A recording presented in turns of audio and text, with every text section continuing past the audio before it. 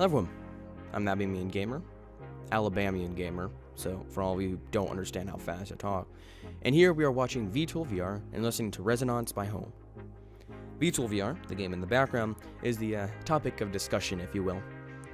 Now, of course, it itself is a near-futuristic combat flight game built for virtual reality, from the ground up, of course. You can pilot advanced multi-role jets, using your hands to flip switches, press buttons, and manipulate the flight controls. Sorry if I stutter and things of the like, that's just how I talk normally. And also, it's my first time doing a game review. Hopefully I'll get the Rivals of Aether, or Ether, however you're supposed to say it, eventually. Granted, I seem to have a horrible upload schedule. Anyways, right now, looking at the Steam store, I'm going to go through the About This Game page and read down it, put in my comments, and tell you if there's any things that they might have missed or are lying about or are not. So here we go. About this game. VTOL VR is a near-futuristic combat flight game built specifically for virtual reality. You are the pilot of an AV-42C, now an FA-26B, the one I'm piloting right now, a vertical takeoff and landing VTOL-capable vehicle that can perform transport, air-to-air surface, air-to-air combat roles, and, well, a few others. Take on a wide array of challenges that will put your flight skills, situational awareness, and combat tactics to the test. Now, my personal combat tactic is pointing my gun at someone, putting a lock on them, firing a missile, and then waving off to go after someone else, because most of the time, they're going to get hit, especially if you use the Iris-T, which is a very, very good air-to-air combat missile. And of course, another combat strategy in regards to, well, getting away from missiles that are being launched at you, mash the chaff and flitter button and do some evasive maneuvers that make it look like you're having a seizure. Otherwise, of course, you also have a little section that says new. Now you can also pilot the FA-26B, an advanced twin-engine multi-role fighter jet. You can also, they say multi-role fighter jet. If it's a multi-role jet. Fighter is a role. Anyways, no extra hardware is required. If you have a VR set with tracked controllers, then you have a virtual cockpit where you can reach out, interact with a stick and throttle, flip switches, press buttons, and even pull the eject handle if things go wrong. And trust me, things will go wrong. Immerse yourself in an action-packed mission campaign, delicate vertical landings, aircraft carrier operations, aerial refueling, and more. And even better, you can now create custom missions, which you can share with other pilots using the built-in mission editor, which is a work in progress, but it's still a very good mission editor, better than Arma 3. Current features is the AV-42C tilt jet, VTOL, STOL, CTOL air attack and transport vehicle, vertical takeoff and landing, standard takeoff and landing, and carrier takeoff and landing. That's what all those mean in that order. You can also fly the FA-26 fighter attack jet. You can make custom missions and a campaign in the editor. A fully interactable cockpits actually, there's two, via tracked controllers. Various interchangeable equipment, guns, rockets, missiles, bombs, etc. Near realistic vehicle systems, heads-up display, targeting pod, multi-function displays, the MFDs, which display the navigation, the radar and stuff. Radar, IR flares, chaff, and etc. The radar is only on the fighter jet, by the way. Head-mounting cueing system, which I don't know what that means. Ejector seat, realistic vehicle physics, lift, weight, thrust, drag, which is why you have a jettison button. Several playable missions, story mode campaign, free flight, training scenarios, tutorials, AI wingmen, fighter escorts, and attack VTOLs, which you'll see my AI wingmen fairly soon. AI friends and foes, tanks, artillery, surface-to-air missiles, SAM sites, ships, planes, aerial refueling, ground-based refueling and rearmament, carrier operations such as catapult-assisted takeoff and arrested landing, and even better, an island ocean map, which is the one we're playing on right now and is the only map they have available. Those are all perfectly okay. They're all right. It's exactly what's in the game currently, and they're not really leaving much out. That's all you have in the game. It seems like a lot. Well, it kind of is. And for an early access game that's been out for about a year, it's actually quite a bit, since most of that shipped out with the original game. Overall, throughout all of those current features, those alone would make it probably a fairly good full release game. Of course, you can also switch the joystick right there through the option menu. I don't like that joystick. I'm not used to it. And of course, there are also a lot more planned features that they plan on putting in before they go into full release to be added throughout early access. More weapons and variants for different roles, more missions and a complete campaign, a map editor and generator, which is actually would be very nice. More types of friendly and enemy units, better vehicle damage model, which would be very nice. You take a single missile to that VTOL, you're dead in the water. Randomly generated missions, which would make the replayability a lot better. Radio communication system for commanding wingmen and other AI, which would be very nice. Right now, they just see an air target and they say, "Get him," and they go and attack him. No, sorry about that. ATC system and general improvements to existing features, because I really do like the sound of that. Of course, what's even better is that the current systems and features, they're already really, really well. They don't need much improvement. Of course, there's always room for improvement with everything. Everything can be a little bit better. Everything can be a bit smoother. And everything can always be a bit more optimized, even though this game is already optimized very well.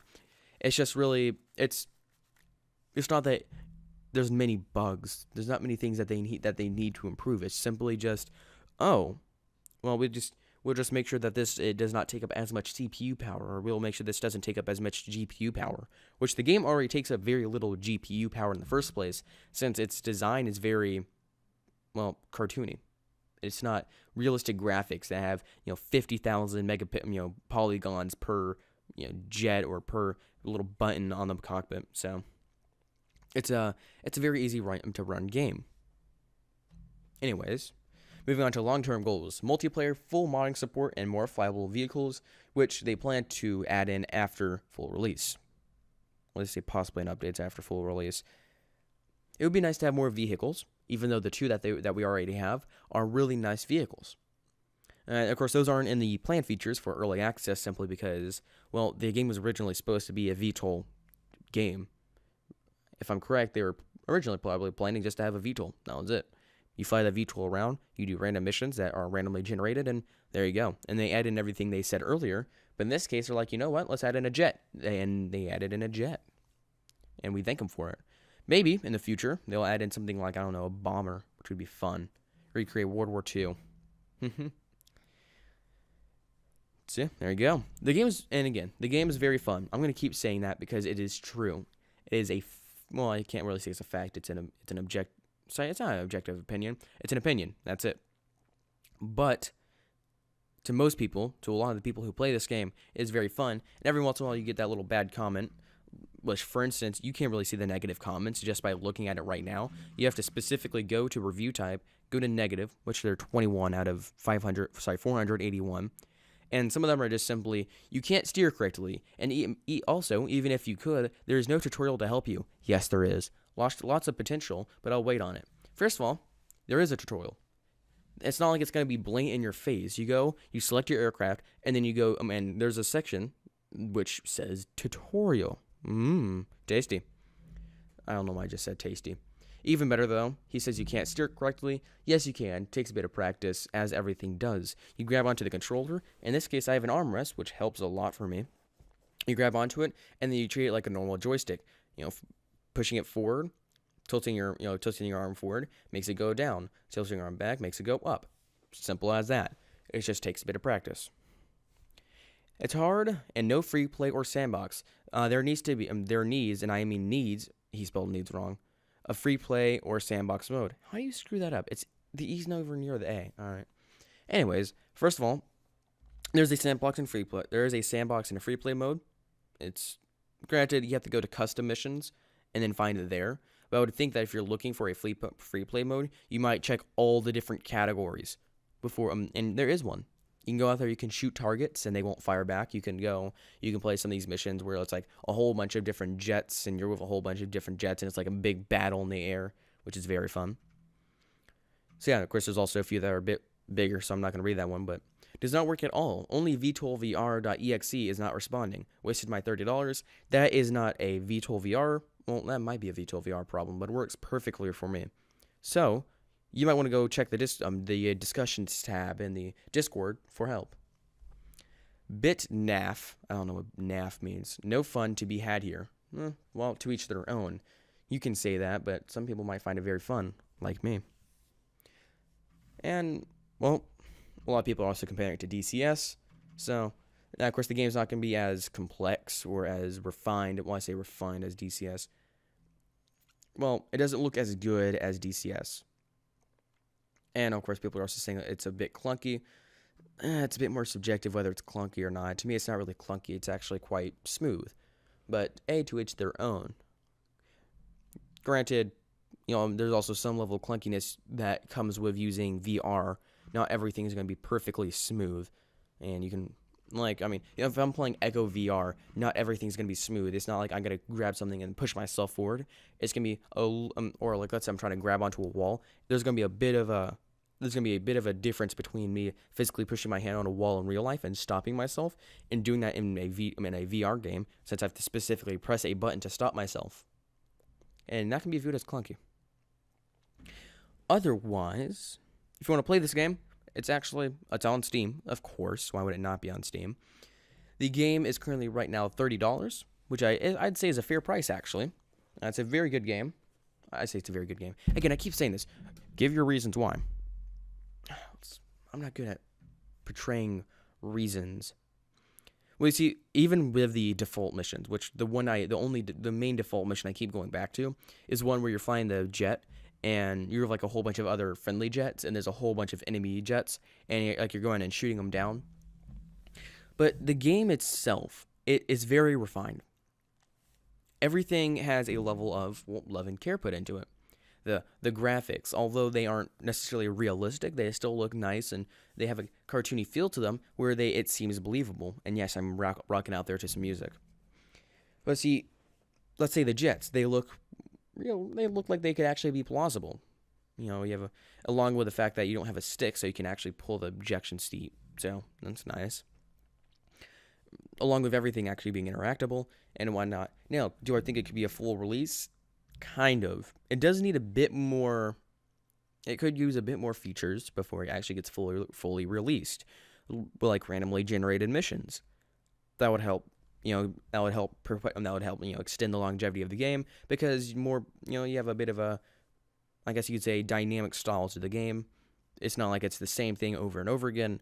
It's something different because it's randomly generated to a certain extent. And, of course, there's also a lot of things like being able to talk to your AI wingman. And those are just, and really those two things, if you just add in those two things, I think would definitely increase I'd just say it makes better interaction with the game. I'm starting to lose my thoughts here. Sorry about that.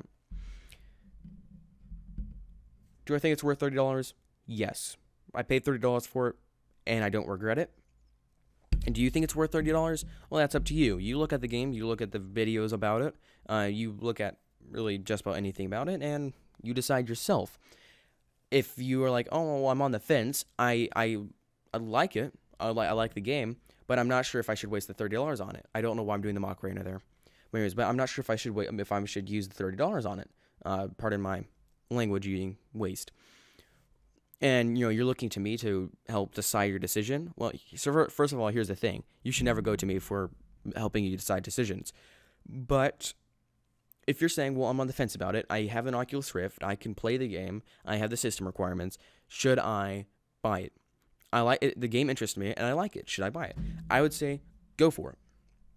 I think you're very much I think you'll very much like the game, especially if it's already interesting you in the first place.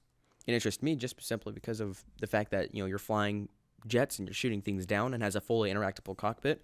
That's what really interests me, was a fully interactable cockpit. If you're like, well, I'm not really too sure, should I buy it? I'll say, well, I don't. It's really up to you in that case. Because if you're not sure, if let's say it doesn't pique your interest as much as maybe the next person, I'd say sit on it, wait until there's a sale. If you really, really like the game and you're just wanting to know whether you should truly spend the $30 on it, I'd say if you really truly like the game, get it. If you're on the fence about it, wait until a sale or wait a little while to think it over. And if you're like, well, the game doesn't really interest me, then don't buy it. I don't know why you're watching this review. Anyways, system requirements. Well, here are the system requirements. You need at least a Microsoft Windows 7 copy, like on your computer, not in your hand. The processor needs to be an Intel Core i5 3570K or equivalent. 8 gigabytes of RAM, and this is the minimum requirements. A NVIDIA GTX 970 or equivalent. DirectX version 11, and well, for storage, a whopping 1 gigabyte. I know it's a lot more than Fallout 4. Jeez, I don't know how they could ask for so much storage on your computer. Anyways, if you enjoy this review, which you didn't, I'm not saying you might have not, I'm saying you didn't like this review because no one likes my videos, then, well, feel free. I don't know why I said well like that. Well, then, I don't know, keep watching my content. I don't know. I'd like people to watch my content, whether it's good or not. Well, it's not, and I keep trying to fix that, but it's never going to happen. Hope you guys enjoyed this view. You probably didn't. Hope you guys like the footage in the background. You probably didn't. Hope you guys like the music at the beginning. You definitely did, because everyone loves Resonance. Anyone who says they don't, they're lying. Anyways, have a good day, and sadly, goodbye.